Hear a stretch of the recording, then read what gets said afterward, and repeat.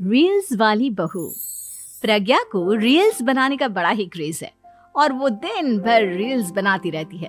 खाते पीते घूमते फिरते घर में कॉलेज में रील्स बनाने के कारण प्रज्ञा पूरे कॉलेज में हाईलाइटेड है। जहां उसकी रील्स सभी को पसंद आते हैं, वहीं मनीषा चिंता में डूबी रहती है। एक रोज जब खाते हुए प्रज्ञा रील्स बना रही होती है, तब मनीषा कहती है, 1 मिनट भी चैन नहीं है इस लड़की को। ये नहीं कि खाना तो आराम से खा ले, लेकिन नहीं, अरे थोड़ी देर रील्स नहीं बनाओगी तो आसमान नहीं टूट पड़ेगा। अरे मम्मी, इसी को तो कहते हैं डिटर्मिनेशन। तुम नहीं समझोगी ये सब। हे भगवान, इस लड़की को सद्बुद्धि दे। जब देखो तब टेढ़ा बाका मुंह बनाती रहती है। मनीषा की बात का प्रज्ञा पर जरा भी असर नहीं होता और वो खाते खाते रील्स बनाती रहती है। दिन बीतने लगते हैं और देखते देखते प्रज्ञा का कॉलेज भी खत्म हो जाता है। आए दिन कोई ना कोई मनीषा को प्रज्ञा की शादी करवाने का सुझाव दे जाता है। सब ठीक ही कहते हैं, प्रज्ञा की शादी कर देनी चाहिए। अपने घर के काम काज में व्यस्त हो जाएगी तो खुद ही ये रील्स और नाच गाना बंद हो जाएगा। मनीषा और प्रेम प्रज्ञा के लिए एक अच्छा लड़का ढूंढने लगते हैं और तभी विकी का रिश्ता प्रज्ञा के लिए आता है, जिसने प्रज्ञा को उसकी रील्स देखकर पसंद कर लिया था। अगले दिन विकी अपने माता पिता के साथ प्रज्ञा के घर पहुंच जाता है और प्रज्ञा साड़ी पहने हाथों में चाय की ट्रे लिए उनके सामने आती है। जब विकी को पसंद है तो हमें भी बहू पसंद है।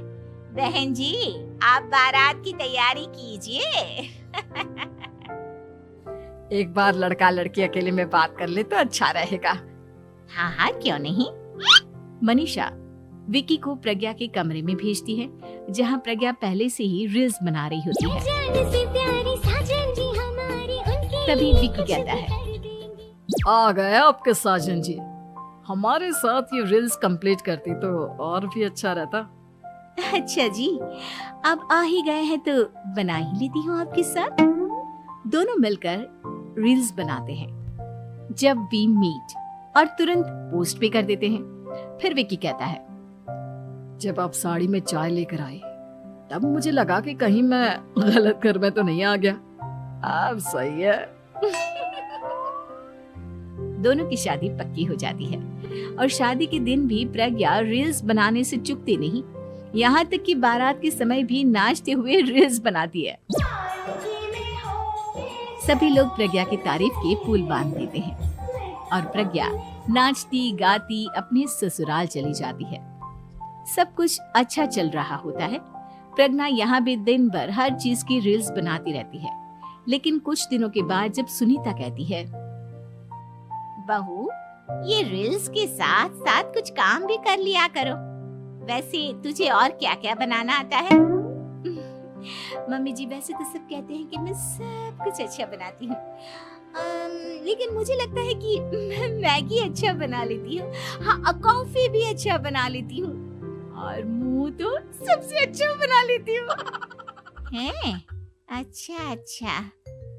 सुनीता अपना माथा पकड़ लेती है और कहती है, बहू, कुछ खाना बनाना भी सीख लेती। मम्मी जी, मैं लंबी प्लानिंग कर रही हूँ। जल्दी ही मैं इतनी फेमस हो जाऊंगी कि मुझे पैसे मिलने लगेंगे। हम दोनों सास बहू राज करेंगे, राज नौकर काम करेंगे और लोगों की तो लाइन लगेगी हमसे मिलने के लिए। तेरा दिमाग खराब हो गया है क्या बहू? हंसी मजाक तक ठीक है, लेकिन इस तरह घर नहीं चलते। जितना जल्दी हो इस घर के तौर तरीकों को सीख लो। प्रज्ञा मुंह घुमाकर चली जाती है और तुरंत उसी वक्त एक रील बनाती है।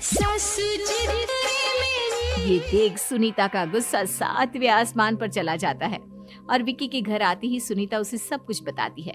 विकी भी अब प्रज्ञा की इन हरकतों से परेशान हो जाता है। तुम टेंशन मत लो मम्मा, मैं देख लूंगा। विकी कमरे में जाता है तो देखता है कि प्रज्ञा रील्स बना रही है।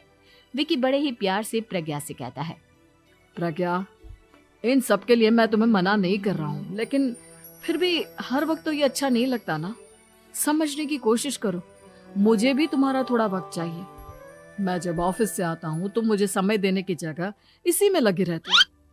तुम ज्यादा ही सोच रहे हो। तुम भी मेरे साथ रील्स बनाओ ना, तुम्हें भी बहुत अच्छा लगेगा।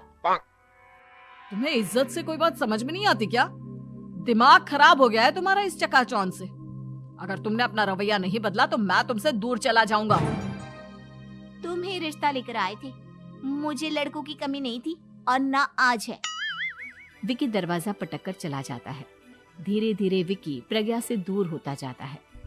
एक रोज मनीषा प्रज्ञा के ससुराल उससे मिलने जाती है।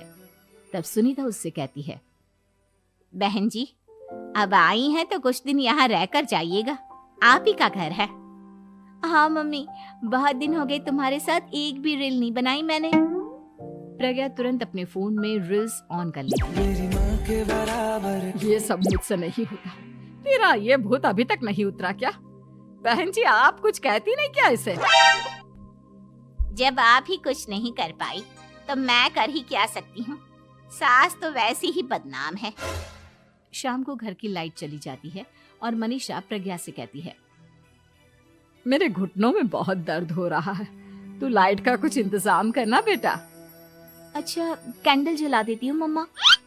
प्रज्ञा गाते हुए कैंडल जलाती है और खिड़की के पर्दे के पास रख देती है। मनीषा, जिसे बहुत दर्द हो रहा है, वो सो जाती है और प्रज्ञा हमेशा की तरह अपने रील्स में लग जाती है। उधर कैंडल की वजह से पर्दा आग पकड़ लेता है और मनीषा के कमरे में आग लग जाती है। बचाओ, कोई है, बचाओ। सभी भागते हैं और विकी कमरे की आग बुझाने में लग जाता है, लेकिन तब तक मनीषा आधी जल चुकी थी। मनीषा की हालत देख प्रज्ञा रोने लगती है। विकी मनीषा को तुरंत हॉस्पिटल ले जाता है और उसे एडमिट कराता है। विकी प्रज्ञा से कहता है, देख लिया ना, तुम्हारे इस नाच गाने की वजह से आज तुम्हारी माँ की जान जाते जाते रह गई। अब पता नहीं तुम और क्या चाहती हो। उधर डॉक्टर कहते हैं, इनकी हालत बहुत नाजुक है, आधे से ज्यादा जल चुकी है। प्रज्ञा रोती हुई मंदिर में जाती है और भगवान के आगे जाकर कहती है, भगवान, मेरी माँ को ठीक कर दो।